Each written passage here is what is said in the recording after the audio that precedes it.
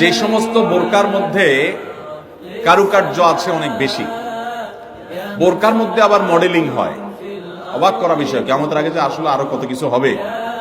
এই বোরকার উপরে যদি মডেলিং কারুকার্য হয়, চাকচিক্য হয়, বোরকা যদি খুব টাইট ফিট হয়, বোরকা যদি এমন হয় যে বোরকা বরং পুরুষের দৃষ্টিকে আরো বেশি আকর্ষণ করে, তাহলে এই বোরকা ঢাকার জন্য আরেকটা বোরকা লাগবে।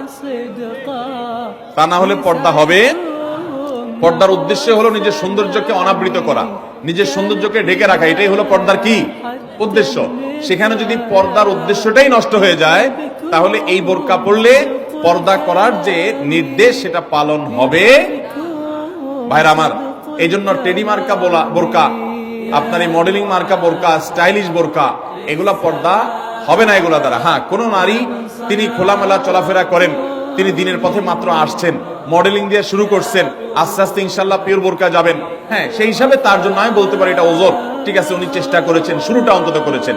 কিন্তু ভাইরা, পরিপূর্ণ পর্দা করতে চাইলে এই মডেলিং বা স্টাইল মার্কা বোরকা হবে